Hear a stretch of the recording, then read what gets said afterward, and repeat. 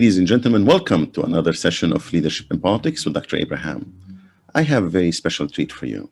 Two of the best in the business, Mr. Chester Elton and Mr. Adrian Gostick. Welcome to both of you. Mr. Chester, welcome to Leadership in Politics. Yeah, nice to thank see you very again. much. Yeah, it's back for part two. Thanks for the invitation. Part two, probably part three, because we had the symposium together. We had the meeting, we had the virtual symposium, and then we had on this one too. When you come along, you always bring something good to the audience. You bring something good to society as a whole. So I thank you for that, and I welcome you to Leadership in Politics. Thank you. Adrian, welcome, sir. I had the opportunity to hear about you before meeting you. When we talked with Chester at the first meeting, he really talked about a brother that he worked for so long, and he loved this individual, which is you. So he made us also care for you as well, as such. So welcome to Leadership in Politics. Thank you. Welcome, both of you. You come at a time, and certain time, you come with a model or a solution to an anxiety at work, where if people will follow what you have researched and put into this book on anxiety at work, there's harmony in the environment, which we all aim to. Any business leader will aim to have a harmony in the environment and within the workforce. Your book touches on that. Before I talk about that, I want to congratulate both of you for being recently listed as amongst the 30 people. Is it culture? Yeah, Yes?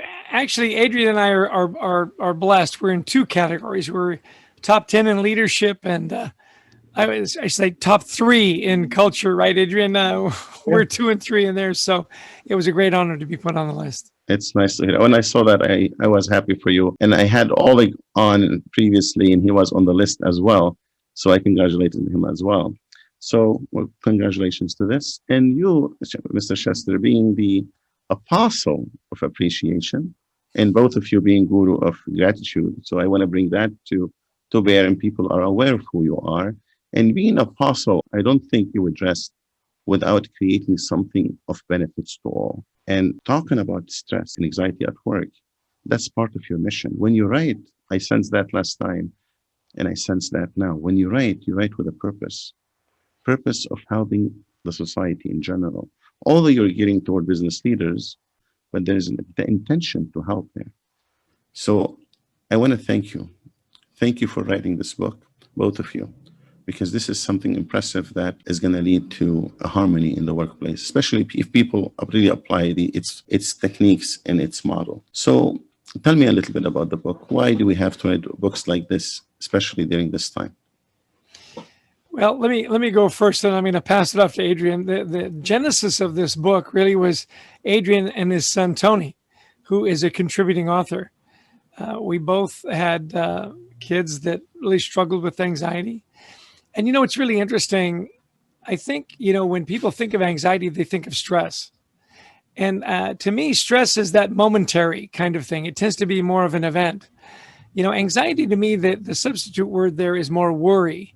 It's that thing in the back of your brain that you just worry about, and you have a lot of self-doubt. And it's not an event. It's that thing that just seems to ride you, that negativity that you can't seem to shake. And I have to say, and for those of you listening, Adrian is the writer. So when you read the book and you see this is brilliantly written, to say I help with the research and the interviews and the ideas and the structure, it's Adrian's brilliance that really brings these complex ideas and makes them very, very easy to understand. And we're passionate about this because of our family side and because of workplaces where we work together that were incredibly riddled with anxiety, with all kinds of politics and mistrust. And with that wonderful introduction to a stressful and anxiety-ridden life, Adrian, why don't you take it away? I'll show you a book. We just got the galley copies. This comes out Nice. May 4th, so we're very excited. As Chester mentioned, a couple of years ago, I began this with my son, who's very successful. He graduated with a degree in biotechnology. He's worked in genetics labs. He does things that Chester and I couldn't spell, let alone accomplish, and yet has struggled with this issue. And as Chester mentioned, as we began working with our clients, we work with mostly larger corporations around the world, and we were finding this problem was rampant, where employees were in many cases blinking out, ghosting, burning out, and leaders just were not changing the way that they were leading. We're finding during this pandemic, 42% of people in their 20s have a full-blown anxiety disorder, and yet we talk very little about this problem. So I love that Chester is, trying to, help us define anxiety, because it's very hard. It's past worry, it's past stress, to this idea where it's affecting people's lives and physically. They feel like the problems are insurmountable and their ability to cope is minuscule. It's very true. It starts mentally, but it does really affect you physically because you just get paralyzed. But writing a book like this, so is it based on, I know Tony should have been with us too, and I sent you an earlier email. I didn't realize that until lately. So he said, oh, Tony's on board. We should have invited him as well. So our appreciation to Tony if he's listening, and we appreciate your contributions. So Tony was diagnosed with being, well, is this something you diagnose or this is something you just address? It's a good question. Yeah, because you can diagnose, but as leaders, and we wrote the book mostly for managers, for leaders, for team members, to be able to help those around them, also if they're feeling it themselves. So as leaders, we can't really diagnose that somebody has anxiety. We can help people, and we can build a culture, whether somebody has anxiety or not, it's going to help. But the diagnosis comes through trained professionals, and St. Anthony, has had this since he was a small child. This has been something he has lived with, and that's the way you think about anxiety. You live with it. There's a couple of ways. One is that it's an anxiety disorder, and it's going to be with you throughout your life. Other types of anxiety are more situational, where worry builds up, stress builds up so much that you finally have an anxiety. You have a situation with intense anxiety. And many of us have had that at work, perhaps, where things have just built up so much that we are either not able to function or not able to function like we have, and we probably need some help. And the reason we wrote this book is there was just nothing out there for managers on how to deal with this in their teams. How in the world do I help? How in the world do I create a situation where I can spot somebody who perhaps is about to burn out? So first off, how do I spot it? And then what do I do to help?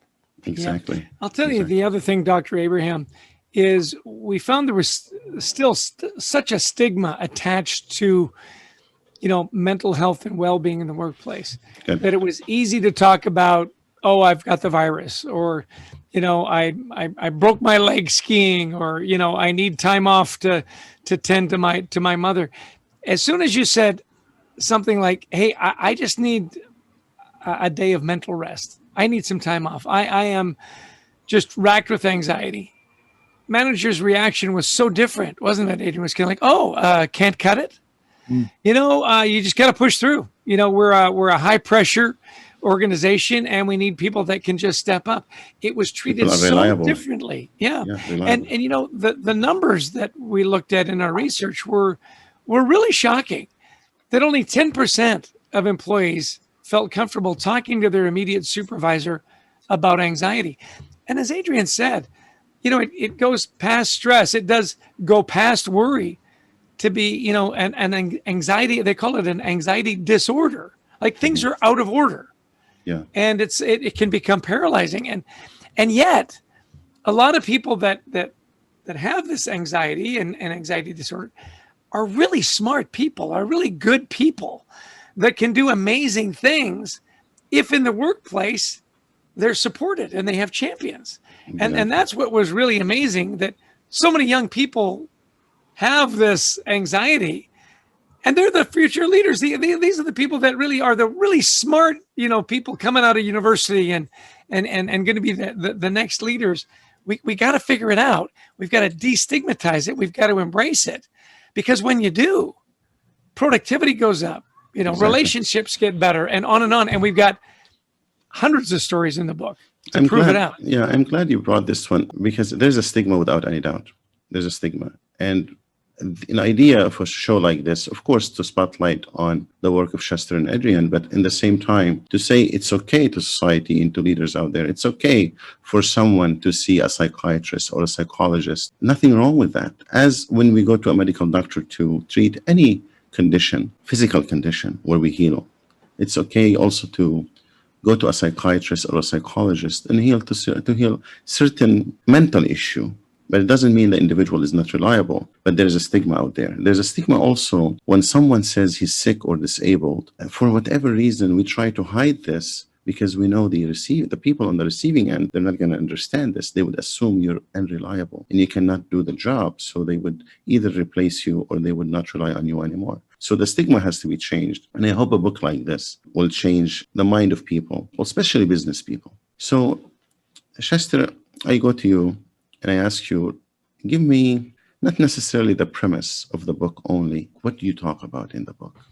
Well, I'm glad you're mentioning the book. So let me hold it up again, available for pre-order. What we looked at were really 8 strategies to help teams with, resilience, to help with handling all this uncertainty, particularly during the pandemic. But it's not just that; it's mergers and acquisitions and so on. And what we love about the book is it's not just how do we deal with uncertainty, how do we deal with resilience? It's how do we then deal with that and get stuff done? In business, we've got to get stuff done. And how do we do it? Our model in great cultures is that it's a place where people feel valued. They believe what they do matters. Their success is celebrated. You create, these safe places to talk about not just work. You can talk about your personal life. It's so generational in many aspects. I grew up in a generation where you checked your personal life at the door. I mean, it was work, and we called it work for a reason because it was work. This one has changed, right? This thing has changed, yeah. Absolutely, and now it was funny. Adrian and I we interviewed a lot of millennials and Gen Z or Gen Z, if you're Canadian. And they said, your generation doesn't talk about anxiety. Our generation, it's all we talk about. Wasn't that fascinating, Adrian? It's amazing. It really was. Why is that, Adrian? Why do you think that's happening? And one of the things they realized, this younger generation that we talked with, is you can't fix something you don't talk about. And this is a huge problem. As I mentioned earlier, if 4 out of 10 people who are in their 20s right now have a full-blown anxiety disorder in the workplace, and this is affecting them, and they're not telling you, I need a day off from mental health. They're telling you, I got the sniffles. Oh, you better not come in. They're not giving you any clues or indication in some cases, or in some cases, they're very subtle clues that they're having a problem. So managers have to be a lot more adept at reading the signs for changes in behavior, for different patterns that we talk about in anxiety at work that spots some anxiety building up in their people. And so the reason that they want to talk about this, the younger generation, is, again, they feel like if we talk about it, we'll fix it. But also, it doesn't have that same stigma to the younger generation that it does in our older generation. As Chester says, our generation was, you plow through, right? I remember one of the countries we were working with, they introduced, it was stress leave, and people had a fit about it. It was like, stress leave? What do you mean? I never got any stress leave. And so they just kept, churning and burning people. Instead of realizing, if we focus as much attention on the mental health of our workers as we do the physical health, people are going to be happier, they're going to be more engaged, and they're going to let us know when they're reaching that breaking point versus just ghosting and blinking out or going somewhere else. Probably implementing some of the techniques you have in your book would definitely help business leaders, not to reach that point of breaking points. Because when you create an environment that is healthy, there is no reason for you to reach that point, isn't it? Now, and as just to mention, we have 8 strategies. So the subtitle is of the book is 8 strategies to help leaders increase resilience in their team, decrease uncertainty, and to get stuff done, as he mentioned. So those strategies that we talk about, first off, are how you reduce uncertainty, because you're never going to eliminate it all. But you can do some very smart things to help people deal with uncertainty. So we have case studies from big organizations. There's Microsoft in there. There's some smaller companies that maybe you never heard of. But just one of the best stories about reducing uncertainty is from a new friend of ours who flew with the Thunderbirds, right? Yeah, Nicole Mulligan. Fascinating. We had great interviews with her. We had her on some of our LinkedIn shows and so on. And she was the first woman pilot to fly with the Thunderbirds. Nice. They do all those tricks and stuff. And, it was quite an accomplishment. She gets there and she started to talk about the relationship on the team. And she said, when you're flying 400 miles an hour, just a few feet away from the next plane, upside down. I always love that she threw that upside down. And you hit some turbulence, which you always do, right? Mm-hmm. She said, what's your first reaction in a crisis is to grab onto the stick tighter. And of course, when you do that, and that stress and that anxiety takes over, well, you wobble. Well, you can't afford to do that when you're flying in formation. So her teammates came and said, hey, Nicole, when you hit that wash, when you get into that time of uncertainty, you actually loosen your grip. And she said, instead of the full hand on the stick, it was 2 fingers. 2 fingers. It's a light touch. And so it's really interesting. The lesson for leaders is this is amazing. Yeah, sometimes you see a situation and you want to grab onto it. Well, when it comes to anxiety and so on, that's absolutely the worst thing you can do. It's a light touch. A great example, I was just reviewing this today, is Darcy Verhoen at FYI Doctors. They've got these optometrist stores all across Canada, very, very successful. And he said, one of the things that we coach our optometrists and our leaders to do is 10 and 10. 10 minutes at the beginning of the day and 10 minutes at the end of the day to just greet everybody. How are you doing? How are things at home? Not to hear the leader's story, to hear their story. Their stories. See, they're not, I was going to say, they're not doctors, but they are actually doctors. They're optometrists. They don't diagnose anxiety. What they're trying to do as a leader diagnose, is anything off? Is there anything going on that I can help you with? And then at the end of the day, to do the same thing. How was your day? How did it go? That's almost a perfect world, Chester. This is perfect. Yeah. Now, here's the thing, though, Dr. Abraham, is, it's a wonderful thing to do, and they relate better to their employees and so on. Well, through the virus and whatnot, this is one of those companies that hasn't just recovered. They've thrived. They excelled, yeah. And why did they thrive? Because their people were engaged. It was safe to talk about things. And when you love where you work and you respect the people you work for and they care about you, what happens to productivity? Skyrockets. Perfect example of a simple technique that's in the book, among many, on simple little practices. I love those 2 examples, especially when you let go. Let go, but observe. Let go and maintain and supervise. Loosen your grip. Isn't that amazing? That's amazing, really amazing. Adrian, let's go to some of these strategies. You said you have 8 of them. Let's go through them one by one, as concise as possible or as detailed as you wish. One of the ones that jumps out at me, and we were just on a call with a community we're building ourselves, which is called WeThriveTogether.global. And any of your listeners are welcome to join. It's all free. And it's just a safe place to talk about anxiety and how we overcome it and resilient strategies. So we just had a session, and it was interesting. One of the younger women on there said, she says, I suffer from perfectionism. It's just getting started sometimes is so hard because I'm afraid I'm going to fail. Wow. And the leader of the session, she said, that's something that women a lot face. It's also something younger people face a lot. So perfectionism is something we're finding is really rising to prominence within workplaces. And it's a scary thing for leaders because sometimes they don't know why my employees just won't get started. Why won't you start working on that? Mm-hmm. And a lot of it is because they're afraid of failing. They're afraid of losing their jobs. They're afraid of losing face, etc. And so it really comes down to a leader. And we have a set of methods we have in the book that helps leaders get through this, like clarifying what good enough is. And sometimes it's pairing people up with somebody who's a real go-getter, with somebody who's a bit of a more of a perfectionist, and pairing them up together so things just sort of keep moving and that it kind of pulls them along. So there's a lot of methods we have to help with this, but it really is an issue that we need to look at. Being perfectionist is one of the symptoms or one of the solutions? It's a great question, Dr. Abraham, because really it's one of the challenges that leaders are facing. The solution is teaching people how to be a diligent striver versus a perfectionist. Because we all want diligent strivers within our team, but a diligent striver knows when to say, that's good enough, I'm going to move on.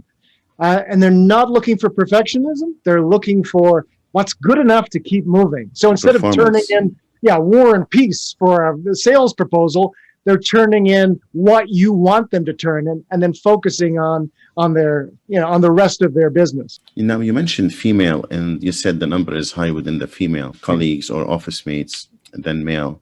And is that something because they need to prove themselves to others that they can do it better than men? There's a lot of, and we're here three gentlemen talking about women. Three guys, realize we're neophytes in this, but many of the women we have interviewed and talked with say there is expectations upon women to be the perfect mom, the perfect partner, the perfect employee that perhaps aren't self-imposed in culture as much upon men, though that is changing a little bit as well. So that's certainly some of what we hear from many of the women we interviewed. Yeah, I just want to jump in. Adrian and I do a lot of the executive coaching. And I coach this wonderful woman who works at the World Bank. And they've just given her more responsibility. Mm-hmm. And she said, and they give it to me because they know I'll always get it done. I'm the person that always gets it done. Well, she's got 2 young kids. She just, was working on her master's. She's thinking about going for a doctorate. She is still responsible for making sure the kids get taught at home and, make sure the family gets fed and clothed and the whole bit. And she said, I love that they're giving me this promotion. And at the same time, it's overwhelming. And yet when she goes to them and says, hey, I've got a lot of things going, they go, Mercy, I hear what you're saying. You always get it done. That's a lot of pressure. Yeah, that creates anxiety here. Absolutely. Is she going to be able to accomplish these new tasks they're giving her or not? What do you advise someone like this? She's your client. Your advice, you just covered something of it, but let's talk about an anxiety here. What would you tell her to do? Prioritize, focus? What does she have to do? All of the above. What we talked about was this, we said, look, you can't get everything done. Make sure you prioritize 3 to 5 things that no matter how the day goes, if you get 3 of those 5 things done, or if you're lucky, you get all 5, that's a good day. That's a good day. The other thing that she implemented with her team, and we talked about this, was no meetings on Fridays. Okay. There's no meetings on Fridays. And the reason is that's where you catch up on all the stuff that you were doing during the week. Your meeting schedule is me for Friday. And she said, it's great because if you can get things caught up, you can start your weekend a little early. I love it. And by the way, no emails on the weekend. She goes, if I see you sending me emails on the weekend, that's out of order. And of course, it's on her as well. So it's really interesting how she now has more responsibility and has been able to take a hold and say, okay, here are the rules. And we're putting the rules in place because if we don't, we're all going to burn out. I love this. I think this is a functional approach because I still have a client on Saturday and Sunday. There is no cell phone. No cell phone, just family time. And she told me that was the best decision she has ever made. Because she put things back into perspective. And the rule for everyone, even kids and husband, no cell phones, family time. They walk, they go to whatever they want to go, just spend time, quality time. And she said the following Monday, they're re-energized. And probably no stress too. And what we noticed too is that who's the people you can reach on the weekends? It's your younger employees, your millennials, right? You need one of them. They're there. They have that phone. Boom, it's there. And there's a reason they do it. It's not just because it's a habit. There is real fear within many of the younger people we interviewed. In fact, all the younger people we interviewed, they're worried about their job security. They know that they saw their parents going through the rounds and rounds of restructuring and layoffs. They don't trust the corporate world. The reason they're answering so quickly is, and answering those because of fear. And as a leader, you have to know that. And you have to recognize just what Chester said about establishing some ground rules to create a healthier place to work mentally and physically as well. Yes. Let's talk about trust. Can we touch on trust a little bit? Yeah. How important is trust in removing anxiety and stress from the workforce? Yeah, well, if you don't have trust, you don't have anything. I mean, whether it's at work or at home or, at the bowling alley, you know, you gotta have trust. I love what Adrian was saying about the younger generation is that fear of losing their job, that anxiety. I mean, anxiety fills the gap, particularly for younger employees when there's no information or there's a gap in information. Anxiety fills that gap. And so one of the things we talk to leaders about a lot is one-on-ones, checking in. Transparency. I'm going to turn this over to Adrian because, the generational differences can get in the way. And as simple as, how you text. And that's why having Anthony on our team, it's so funny. I call him Tony, but he's Anthony now. So he's grown up, right? How old is Anthony? Anthony, he's 45. Yeah, 45. So he's an established in his own. Yeah, good. Yeah, and super smart and a great, a tribute to his mom and dad, no question. The thing is he was helping us interpret texts. Do you remember that, Adrian? Yeah. Text. Take it away. Let's see if I can remember it exactly. But it was something like the boss sends, the boss sends the employee a text, got the report, period. Mm-hmm. And the employee goes, was there something wrong with it? He goes, oh, no, I just haven't had a chance to dig in yet. See you after the weekend, ... Mm-hmm. And we kind of went, well, that seemed fine. What's wrong with that? Why was this young employee freaking out? And Tony kind of goes, well, first off, that first line, got the report, period. He says, period. That says end of discussion. Don't want to talk about it anymore. I was like, really? Which we would just, use proper grammar. He says, no. You don't use a period at the end with a 20-something without making a statement. We said, okay, good. I said, what about the second part there where he says, no, it's fine. I just haven't read it yet. See you after the weekend, ... He goes, ... means who knows what's happening, something ominous. More to say. And so this young guy who had this text, and Tony was helping us interpret, but this young guy said, I rewrote that report all weekend. I sent him a couple of other versions over the weekend. He was just freaking out. And that's what we find with this. If we are not clear, now that's just one little simple example. Yes, but that's very powerful. Leaders, if we're not clear, and if we're not using proper gratitude, etc., and just what Chester mentioned about those one-on-ones, what happens we're finding in work is that young people especially will try doing things many different ways until they finally get your approbation. One of our interesting stats we found is that 9 out of 10 managers, though, are afraid of giving really direct feedback to their people because they're afraid of, ruffling feathers. Go ahead. Sorry, just before we finish on this, Dr. Abraham, the other thing that Anthony talked about is he said, and there was no affirmation in that text. He didn't say thank you. If he had said, I got the report, thank you, it would have made all the difference because the thank you is that affirmation. It's like, let me stop you there. Let me stop you. You're the father. You're the guru of gratitude, apostle of appreciation, and there was a message that was missed by you. How could that be? It wasn't my text. It wasn't my text. No. We didn't send it, but we were interpreting it. But you're right. I mean, that was the main thing about it is like the idea of gratitude. And this comes back to a lot of the work we have done. And it's such a simple thing that can bring down anxiety levels is just simply acknowledging the good things that people are doing. The problem is sometimes either managers don't feel like they have time for this, or maybe there's something wrong with this person's performance in other ways. Yes. So I can't thank them for what they've done because they're not perfect. Well, nobody is. And if they're trying and they're working, what gratitude will do is help people focus in on the right behaviors and understand they're on the right path.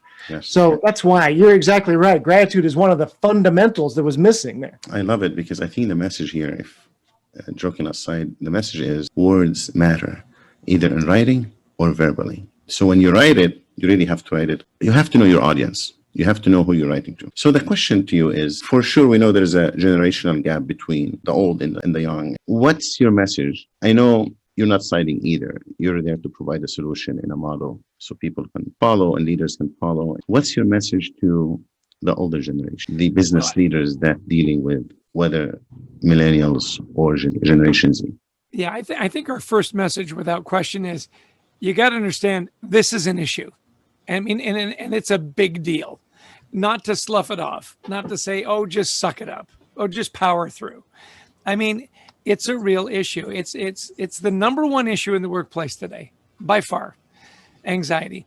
Secondly, one of the most important tools in the leader's toolbox is communication. Talk about it. Do your one-on-ones. Pay attention. You know, it's really interesting that where anxiety really hits is when there's that gap.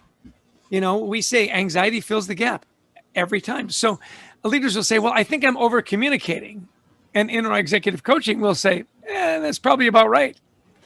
And communicate in different ways. You know, make sure you're doing your one-on-ones. Be observant. Watch in the meeting. Who's participating? Who's not? Who's maybe dominating? Is everyone's voice heard? Is a great measure.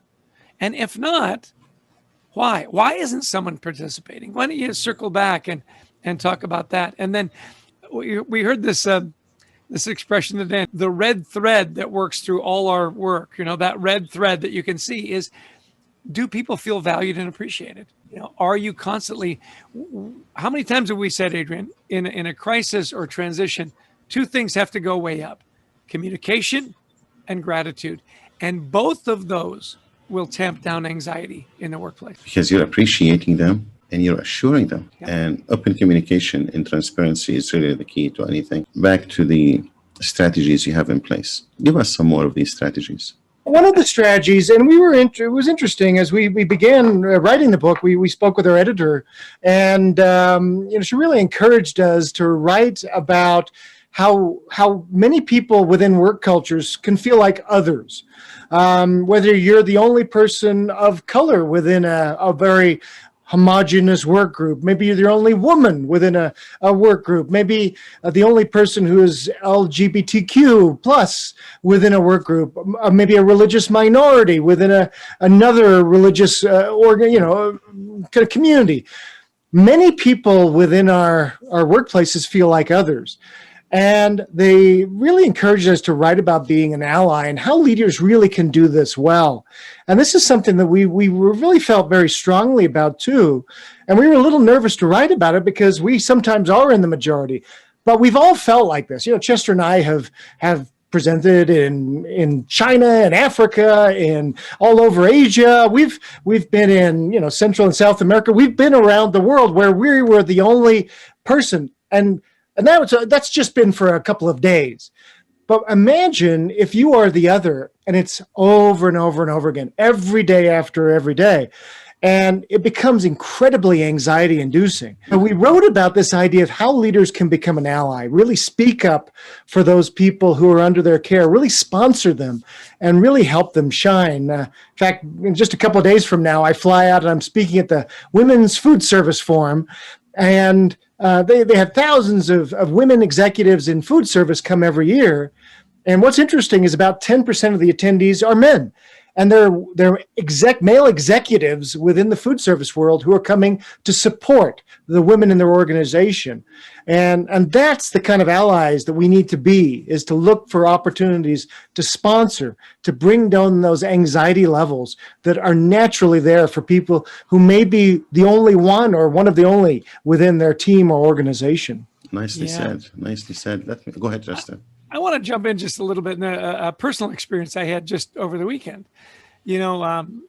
I volunteer at my church and you get various responsibilities, and we've got a really diverse group that we're working with, all young people between the ages of 18 and 30 about.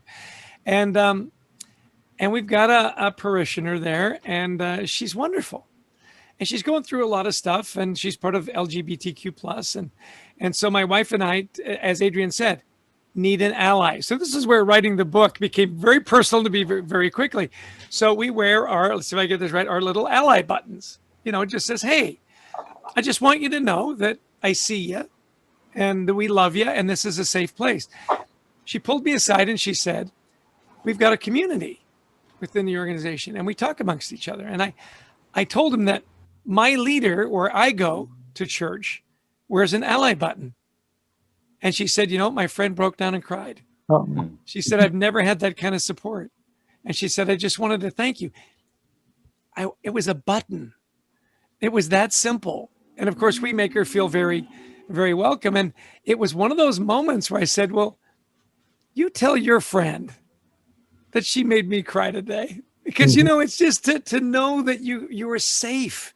That's what people are looking for. When you're the other, it's not safe. What happens to her, and you your think? anxieties go way up. Yeah. So what happened to her anxiety at that level, at that time, when you told her that? Oh, Probably it's gone. Probably disappeared. Yeah. She comes and she shows up every week, and we make sure that she knows she's welcomed and she's loved and this is a safe place. And you know what? She shows up every week. Did you mention a church? Did you say it was on a church? Or okay, so let me ask you something though. So this is to you, both of you. I call this suspend your judgment or suspend your belief system based on other research. You believe in something, whether religious or otherwise. People working for you, they don't. How do you make the connection? Do you believe in suspend your judgment and treat everybody with respect is the key? Or do Absolutely. you impose your culture or faith on them? Yeah, no, it's very dangerous to impose, because sometimes we all feel like we are right. Look, I know I'm right. And everybody has their own perception they bring. And so this really, unfortunately, we've become a world where people are so divisive, and that we believe that we are right and everybody else is wrong. And that's just our perception. And so as leaders, what we really do stress is that we have to come down from our high horse, whether it's our faith, whether it's our ideas about what's right, especially to bring down anxiety levels. We have to be accepting of people and especially their ideas. And in fact, I'm working, coaching right now a leader who is literally the smartest person in the room. A master's in physics. He's brilliant in everything he does. And he says, but I am the smartest person in the room. I need to tell them what to do. Wow. I said, yeah. And you're just going to burn people out and they're going to leave you. You have got to find a way very gently to allow people to have opinions. Otherwise, you as smart as you are, you're going to be replaced. The 15 people in the room are smarter than you. They're going to replace you too. Exactly. Yeah. Exactly. Power of substitution. So basically, suspend your judgment. This is for community, but as far as business leaders within an organization, definitely the message is you have to create an environment that is healthy and suspend your judgment, whatever you believe in. You let people thrive without imposing your own culture or belief system on them. And thank you for sending me the book. I enjoyed reading it. It's a powerful book. And the book is going to be released, on May 2nd, 1st? May 4th. May 4th. May 4th, but it is available for pre-order now on Amazon and all these places. Yes, makes a great gift. Anniversaries, birthdays. We had a big spike on Valentine's Day, as you might guess. And we encourage you to buy a copy online where fine books are sold. You are bestsellers, and now Anthony is going to be a bestseller. That's the plan. Isn't that something? That's great. That's something else. So what else do you want to talk about as far as what should we know? Well, check us out on adriangostick.com and chesterelton.com. And we'd love to have you follow the We Thrive Together.global community. Or we also have put out a new Anxiety at Work podcast where we're interviewing some really amazing guests. And so wherever your favorite podcasts are found, you can find the Anxiety at Work podcast. That's wonderful, Chester. And I think, just in closing is, valuing people, understanding that there's more going on than just work, and more than anything, just caring about people. I mean, it's a great way to manage. It's a great way to bring out the best in your people. And it's just a better way to live. It just really is. I think the message in the book is that everybody's got a story, and that story is really important, and value that and honor that. It's really interesting. In one of the first podcasts that we did, our good friend Chris Rainey, he said, when your people, we asked him, what advice do you have to managers? And he said, my advice to you is when somebody comes and starts talking about the anxiety and what they're going through, you don't have to have all the answers. You know what they want more than anything? Listen. They want you to listen. Yeah, wow.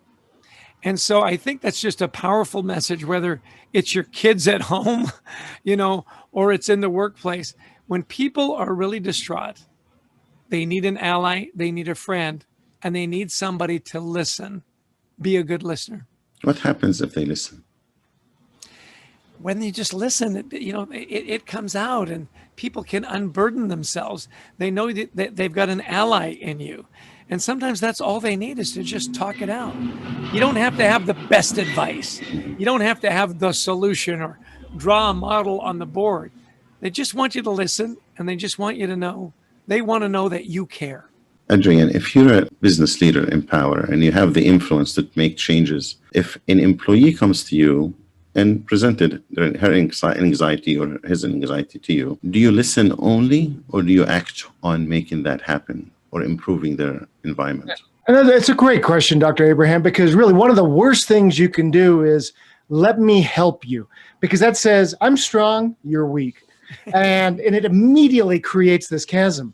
What you do is you empathize. Oh my gosh, I've been there. I understand. Of course, I don't know exactly what you're feeling, but I've had moments like that myself. I'm so sorry. That will go so much farther than, let me help you. You know what I did when I felt, that's not going to help. So we can't create these divides. As leaders, we have to be empathetic.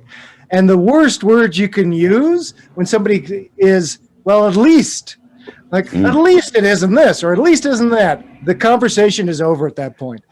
The idea is listen, be empathetic. Be empathetic, and you normalize it. Can I say, we've all felt this way. It's okay. I'm here for you. What can I do to help? How can I check in on you and make sure you're doing okay? If you can help, would you help? Absolutely. Yes. Sure. Of So course. if you can help, you take it to the next level and make the environment better for them. I do thank you.